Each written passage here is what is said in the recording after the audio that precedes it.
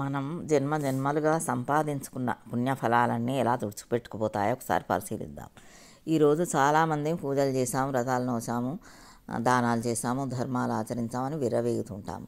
కానీ అవి ఎంతవరకు మనలను భగవత్ సన్నిధికి చేర్చుతాయని ఆలోచించం కదా. అలాంటి ఒక సంఘటన మహాభారతంలో చోటు చేసుకుంది. అదేమిటో పరిశీలిద్దాం. కురుక్షేత్ర యుద్ధం ముగిసింది. కృష్ణుడు పాండవులను తీసుకొని హస్తినాపురానికి వస్తాడు. తన 100 మంది పుత్రులను పోగొట్టుకున్న ధృతరాష్ట్రుడు శోకంలో మునిగిపోయి ఉంటాడు. కృష్ణుడి రాకను గమనించిన ధృతరాష్ట్రుడు ఎదురు వెళ్ళి బోరున విలపిస్తాడు. చిన్నపిల్లాల్లా ఏడుస్తున్న అతన్ని కృష్ణుడు ఓదార్చేందుకు ప్రయత్నిస్తాడు. ధృతరాష్ట్రుడి దుఃఖం కోపంగా మారి కృష్ణుడిని నిలదీస్తాడు. అన్నీ తెలుసు కూడా మొదటి నుంచి జరిగేదంతా చూస్తూ కూడా సాక్షాత్తు భగవంతుడవైన నువ్వు ఎందుకు మిన్నకుండిపోయావు? ఇంత ఘోరాన్ని ఎందుకు ఆపలేదు? కావాలని ఇదంతా ఎందుకు జరగనిచ్చావు? ఈరోజు తనకు 100 మంది పుత్రులను పోగొట్టుకునే స్థితిని ఎందుకు కలగజేశావు అని నిలదీస్తాడు. అందుకన్నీ తెలిసిన కృష్ణుడు ఇలా సమాధానమిస్తాడు. ఓ రాజా, ఇదంతా నేను చేసింది కాదు, నేను జరగనిచ్చింది కాదు. ఇది ఇలా జరగడానికి, నీకు పుత్రశోకం కలగడానికి అన్నిటికీ కారణం నువ్వు, నీ కర్మ. 50 జన్మల క్రితం నువ్వు ఒక కిరాతుడివి, వేటగాడివి.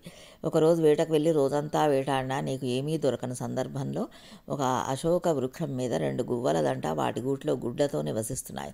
వాటిని నీవు చంపబోగా ఆ 2 పక్షులు నీ బాణాన్ని తప్పించుకొని బతకగా అప్పటికే సహనం నశించిన వాడివై కోపంతో ఆ గూట్లో ఉన్న 100 గుడ్లను ఆ 2 పక్షులు చూస్తుండగా విచ్ఛిన్నం చేశావు.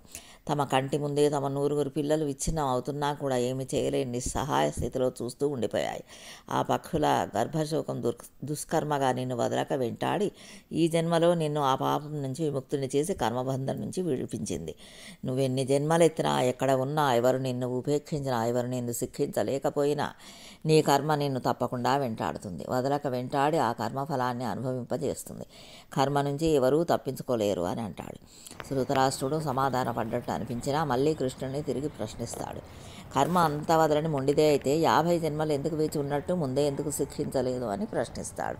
అందుకు కృష్ణుడు చిరునవ్వు నవ్వి, ఓ రాజా, 100 మంది పుత్రులను ఒకే జన్మలో పొందాలంటే ఎంతో పుణ్యం చేసుకోవాలి, ఎన్నో సత్కర్మలు ఆచరించాలి. ఈ 50 జన్మలు నువ్వు ఈ 100 మంది పుత్రులను పొందడానికి కావలసిన పుణ్యాన్ని సంపాదించుకున్నావు. 100,000 మంది పుత్రులను పొందేంత పుణ్యం నీకు లభించాకే నీ కర్మ తను పనిచేయడం మొదలుపెట్టింది అని సెలవిస్తాడు. అది విన్న ధృతరాష్ట్రుడు ఒక్కసారిగా కుప్పకూలిపోతాడు. మనం జన్మలుగా సంపాదించుకున్న పుణ్యఫలాలన్నీ ఏ జన్మలో ఎలా తుడిచిపెట్టుకుపోతాయో ఎవరికీ తెలియదు. అందుకోసం చేసుకున్న పుణ్యాన్ని చూసి మురిసిపోవడం వద్దు. అహంకార మమకారాలకు దూరంగా ఉండి అంతా భగవదేచ్ఛ అని ఆయనకే అర్పితం చేయడం నేర్చుకోవాలి. అప్పుడే ఈ మానవ జీవితంలో సుఖశాంతులు మిగులుతాయి. భూమి మీద పడినప్పటి నుండి భూమిలో కలిసేంత వరకు అనుక్షణం జాగ్రత్తలో ఉండాలి. ఏ ఆధ్యాత్మిక కథ విన్నా గజేంద్ర మోక్షం కానీ, ఏ కథ అయినా మన కర్మఫలమే. నవ్వులో కానీ మాట్లాడలో కానీ అతి జాగ్రత్త వహించాలి. గతాన్ని ఏమీ చేయలేకపోయినా ఇప్పటి నుండి జాగ్రత్తగా వ్యవహరించాలి. సర్వం శ్రీకృష్ణార్పణమస్తు. జై శ్రీమన్నారాయణ.